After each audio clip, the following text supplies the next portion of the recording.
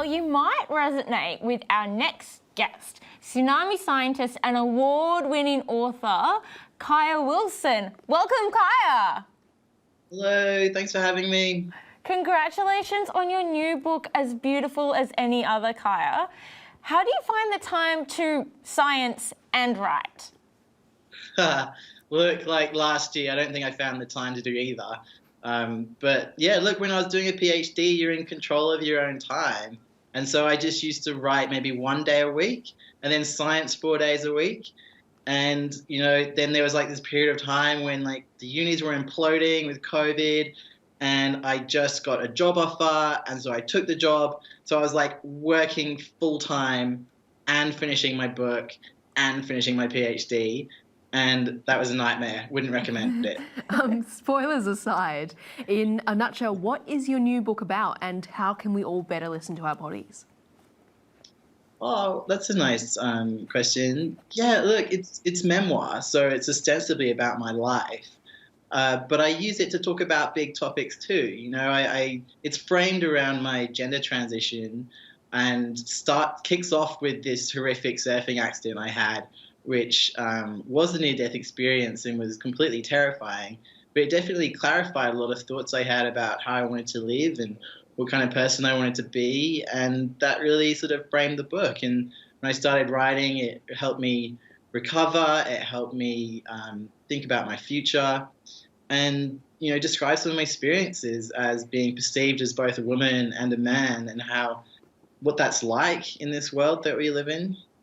Yeah, that's beautiful. And what inspired you to write this book? What helped you get it out there? Look, it wasn't really like that. Like, there was like just one day when I went to the doctor and I disclosed that I was questioning my gender. And I came home that night and I just had so many feelings. And just the way that I was treated or perceived after I'd made that disclosure was such a palpable shift that I just, I had to express it and I had to talk about it. And the book just really burnt out of me. It started off as kind of more of a diary, and then over time I, developed it more, and I wanted to make it more of a creative, artistic expression. So I started to make it into more thematic chapters. So it's a little bit more poetic and a little bit more cohesive than it started out. And speaking of poetic, how did the title As Beautiful as Any Other come about? Yeah, so it's a quote actually from a Ta-Nehisi Coates excerpt from his book Between the World and Me. I think he writes really beautifully about his experience, but also civil rights and being part of a marginalised community. And he was talking about home, about how he wanted his home to be written about as something beautiful. And I just like the phrase. I like that it stands on its own and it can, have so many meanings. So I chose it. That's really beautiful, and as beautiful as any other. Kaya, what does beauty mean to you? Oh, what does beauty mean to me? I think, that's an evolving thing, right? How we think about beauty, how we think about things that we care about and love. I think, beauty for me is a kind of harmony with myself, or a harmony with the world. A connection to my body. It's good mental health. It's things flowing. And when writing this book, was there anything you were surprised to learn? Yeah, look, there's heaps of things I was surprised to learn. One of the things I was surprised to learn is that a lot of my extended family were queer, or are queer, and that was complete news to me. My father came out to me as in his last months of life as having lived as a gay man in his youth, and I guess identifying as a queer person, and that was completely new. And then once that disclosure happened, and I asked my uncle and talked to other family members, there's a lot of family members that I had no idea about that lived these very silent queer lives. That's incredible. Were there any specific perspectives or beliefs that the book was written to challenge? Yeah, look, I didn't really lay this book down as a challenge. I was going more for, there's a few tenets I wanted to maintain. One is I wanted to be honest, I wanted it to be feminist, and I wanted it to be generous. So rather than like laying down the gauntlet, it's more of I want it to be a welcoming space. I want to bring people into the intimacy of the book, and maybe that will hopefully disarm them to an extent. And if the book challenges them, then sure. But I wanted it to be a welcoming space. And you mentioned previously your family, but as non-fiction, what do the people mentioned in the book think of it? Yeah, look, it's pretty tough, like no one wants a memoirist in the family. Like that's like quite confronting. But, there is an ethical framework that I followed and that generally is followed, and a lot of publishers will, if they're worth their salt, will guide you through. And so, the people who are in it that are still around and that are mentioned in any kind of detail, I sent the book to them. I sent multiple copies. I gave them sort of like a right of reply, I guess is the journalistic term, but more of a kind of, hey, look, is there anything that you just can't deal with being in here?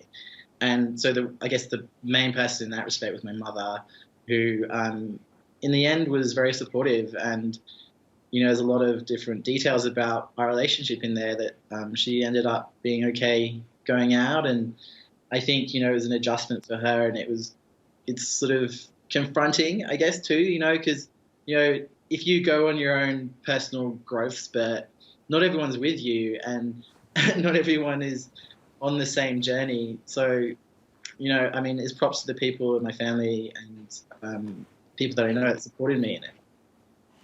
You recently said this quote that society does not respect the transgender identity or the transgender journey. How might society be more respectful here? Well, there's so many things.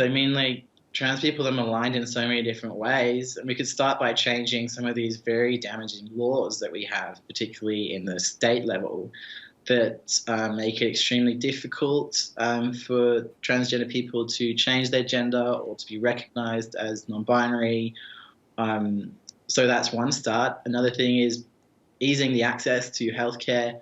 These are very much human rights issues. The biggest issues facing the trans community are very basic. It's access to housing, it's access to employment, access to healthcare, access to education, all of which are spheres of society that we're often excluded from. And to encourage acceptance and understanding of the transgender community, what solutions or practical changes can we introduce in Australia? Yeah, well, changing those laws is a good start. But there's also things we can do on a more social level, where just work to understand what trans means, and when someone comes out to you, accept it as this beautiful invitation and go with it. It's something that is much more spoken about now. It's much more visible. But also, there's still a lot of lagging behind that trans people are really pushed into. We're just as human as everybody else, but because of this one identity, it can very much sort of be pushed in between us.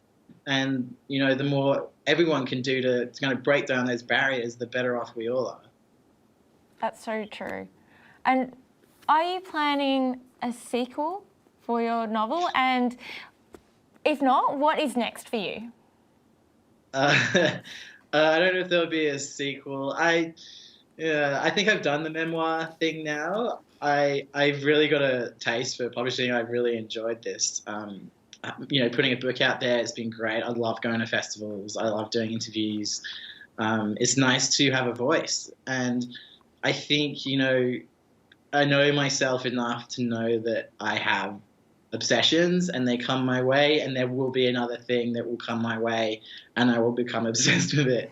So I suspect there will be another non-fiction book that I take on, but I'm not going to take on just anything. I'm going to wait for that kind of really juicy, completely involved story that I want to tell. Speaking of obsessions, really, really love this book, and I'm so going to pitch it to book club now. Oh, fantastic. It's a great idea. So, Kaya, where can people access this book? You can get it everywhere. All good bookstores. If they don't have it, demand that they order it in. You can read it old school. You can also order the audiobook and listen to it whilst you're going about your life. Enjoy it that way. It's me reading it. I went to the studio and recorded it for 3 days. So you get to have the sort of live experience. That's fantastic. Thank you so much. It's been an absolute pleasure and honour to chat. Thank you so much for your time and your contribution. Thank you. It's been a real pleasure. Thank you so much.